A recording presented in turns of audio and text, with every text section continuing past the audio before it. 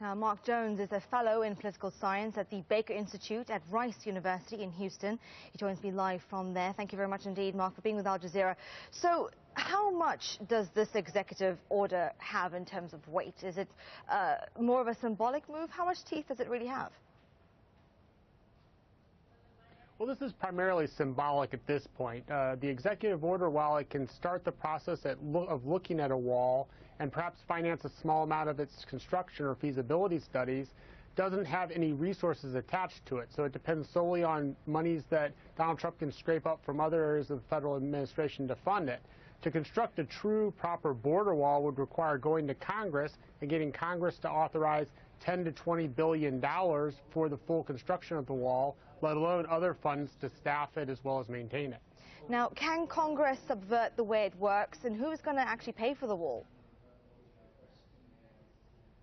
Well, that's unclear. President Trump has repeatedly stated that the Mexican government was going to pay for it, but there's no way, shape, or form that President Enrique Peña Nieto or anyone else in Mexico is going to foot the bill directly or indirectly. So as a result, the only way the wall gets started is by U.S. taxpayers paying for it. And when Donald Trump goes to Congress and asks Congress either to increase taxes or engage in deficit spending to fund a wall, he's going to meet a lot of resistance, especially since many Republicans, while they support border security, have some doubts about whether we really need a wall for that type of security or whether less intrusive and less costly measures can be almost as effective.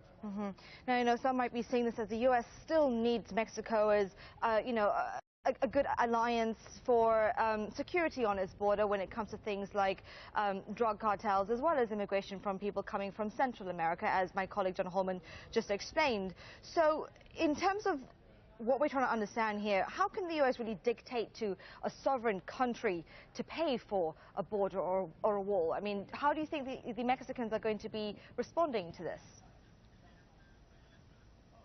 Well, I think there's near universal rejection to it in Mexico and strong pressure on President Peña Nieto to cancel his trip to Washington or at least go to Washington, but be very vehement in his opposition. Peña Nieto, though, is really between a rock and a hard place. If he presses too hard and he gets into a war with the United States and the Trump administration, not a virtual war, an actual war, but a trade war or a political rhetoric war, he runs the risk of sinking the Mexican economy, which could doom his party in the 2018 presidential elections. If, on the other hand, he's seen by Mexicans as caving into Trump, it'll also doom his presidency and his party in 2018. He's really in a no-win situation at this point. And Mark, there's also been a lot of pushback from the sanctuary cities. Trump has obviously threatened to do away, I guess sort of strip their federal money. Is this more of a symbolic thing? Is it just sort of light-hearted threatening? How seriously should these sanctuary cities be taking this? Well, it's more rhetoric because while these cities receive a lot of federal funds, under U.S. law, the only funds that the federal government could strip would be those directly tied to the activity of law enforcement related to immigration.